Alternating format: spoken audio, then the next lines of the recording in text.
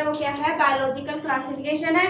हमने living world chapter पढ़ लिया था। लिविंग वर्ल्ड चैप्टर में जो कैरोलस लीनियस नाम के साइंटिस्ट थे, उन्होंने जो किंगडम थे उनको 2 पार्टों में क्लासिफाई करा था। वो जो 2 पार्ट थे उसमें एक प्लांट किंगडम आया था जिसे प्लांटी बोलते हैं, और एक एनिमेलिया आया था, एनिमल किंगडम। अब जो ये प्लांट और एनिमल किंगडम था ये अच्छे से क्लासिफाई नहीं हो रहा था, क्योंकि बहुत सारी चीजें थी जो उसे क्या कर रहे थे, क्लासिफाई नहीं कर पा रहा था। अब उसके बाद आर.एच. विटेकर नाम के एक साइंटिस्ट आए थे जिन्होंने क्या दिया था, 5 किंगडम ऑफ क्लासिफिकेशन दिया था। अब ये जो 5 किंगडम ऑफ क्लासिफिकेशन था इसके अंदर कौन कौन आए थे, मोनेरा आया था, प्रोटिस्टा आया था, मोनेरा आया, प्रोटिस्टा आया, फंजाई आया, एनिमेलिया आया और प्लांटी आया। तो ये वाला किंगडम ज्यादा अच्छा चला, पुराने वाला अच्छा नहीं चला था। पुराने वाला अच्छा इसलिए नहीं चला था क्योंकि वो कैरोलस लीनियस ने दिया था, उसने दिया था इसलिए नहीं क्योंकि उसने 2 ही किंगडम में बांटा था इसलिए। अब वो जो उसकी प्रॉब्लम थी, उसके जो किंगडम था, अब वो हमने पढ़ा है एक प्रोकैरियोटिक और एक ईकैरियोटिक सेल होती हैं, वो इस चीज को अच्छे से डिफाइन नहीं कर पाया था क्योंकि उसने तो 2 पार्ट में बांट दिया था, एक तो प्लांट किंगडम और एक एनिमल किंगडम।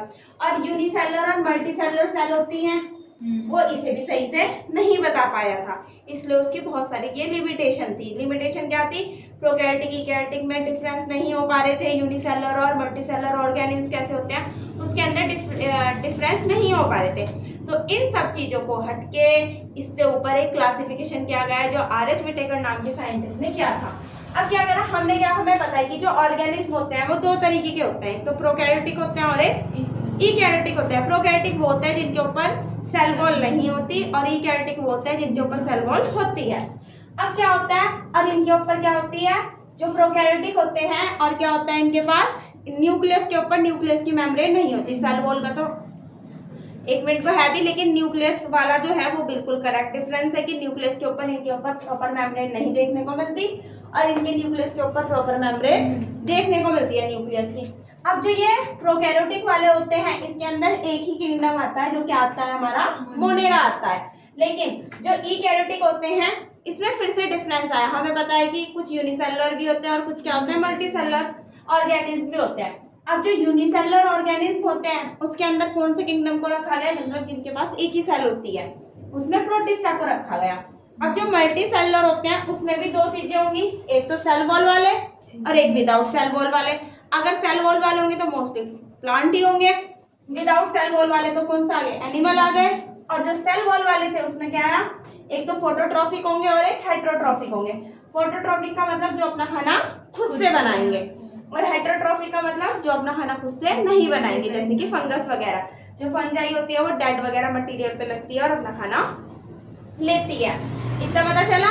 आर.एच. विटेकर नाम के साइंट 5 किंगडम क्लासिफिकेशन किसने दिया था, आर.एच. विटेकर ने दिया था। इन्होंने 5 किंगडम में क्लासिफाई किया था। जो पहला किंगडम था वो मोनेरा था, जो तीसरा किंगडम था वो क्या है, फंजाई, फिर प्लांटी 4th वाला किंगडम है, 5th वाला किंगडम क्या आया था, एनिमेलिया। जो इन चारों में फिट नहीं हो पाया था उसको सेकंड किंगडम प्रोटिस्टा में उन वाले प्लांट और एनिमल को फिट कर दिया गया था।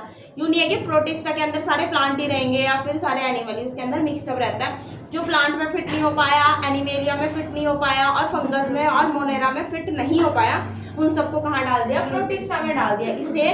इसे क्या बोलते हैं, जो डस्टबिन ऑफ किंगडम भी बोलते हैं, क्योंकि इन 4 किंगडम में जो चीज फिट नहीं हो पाई उसको सेकंड किंगडम में फिट कर दिया। अब क्या होता है, जो ये क्लासिफिकेशन होता है किस चीज पे बेस होता है, थैलस ऑर्गेनाइजेशन कैसा होता है बताऊंगी मैं, और सेल का स्ट्रक्चर कैसा होता है, सेल किस तरीके का खाना खाती है, मोड ऑफ न्यूट्रिशन, अब क्या होती है, और इसकी फाइलोजेनेटिक रिलेशनशिप कैसा है कि वो रिप्रोडक्शन किस तरीके से कर रही है, सेक्सुअल है, एसेक्सुअल है, वो सब।